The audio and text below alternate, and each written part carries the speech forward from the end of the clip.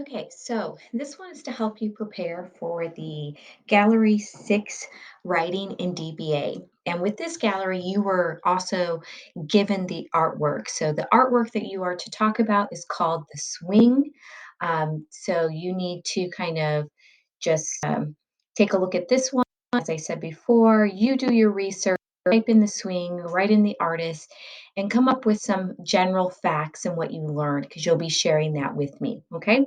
But the other part of the DBA is to talk about what were the Baroque influences, because this piece was created in the Rococo era, which follows Baroque. So there are some Baroque kind of connections there.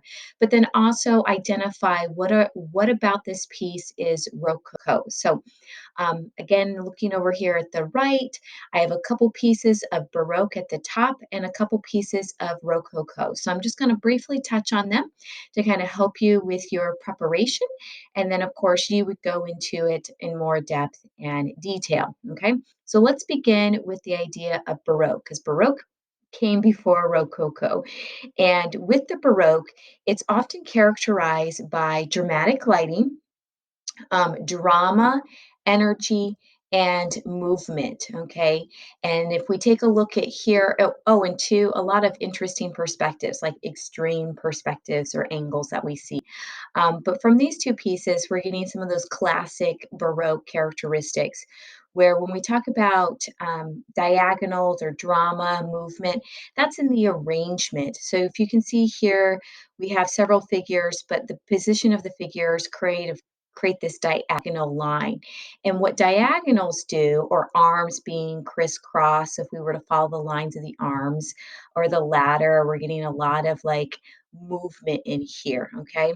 So when we say movement, it's not so much the physical movement of what the people are doing. That's nothing like super new, but it's just like their body positions create this sense of energy, movement. And whenever you have energy and movement combined, it tends to create a much more dramatic a feel to it.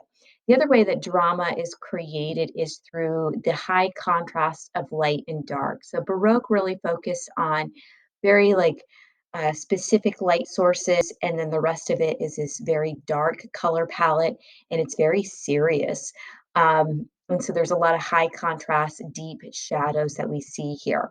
In this particular Baroque, we also see that this guy here is what I'm referring to as the extreme perspectives of body angles, but a lot of high contrast, sharp highlights, deep shadows that we're seeing in this kind of central figure.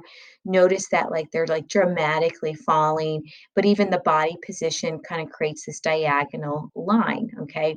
And again, a much darker color palette.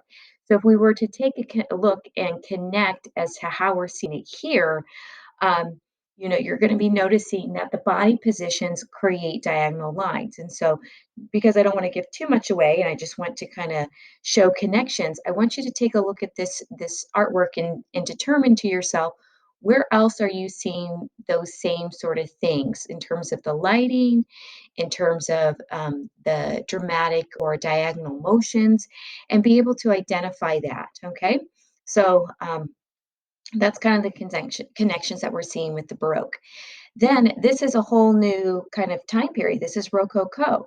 So we have to think, okay, well, what is Rococo trying to do that we can see in this piece here?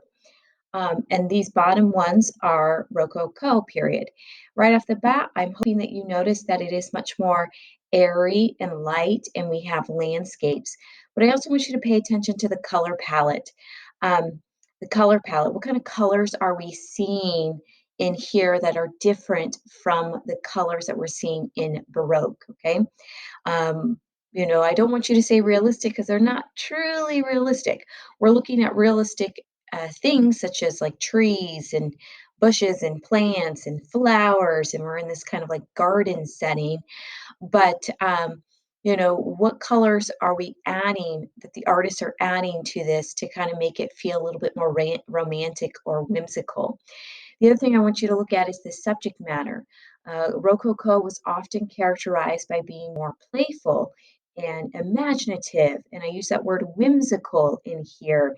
And it's just more fun and light and airy with our subject matter. It's not a serious tone as Baroque.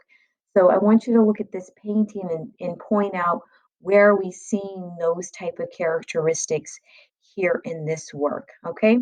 So hopefully that will help you as you begin the writing.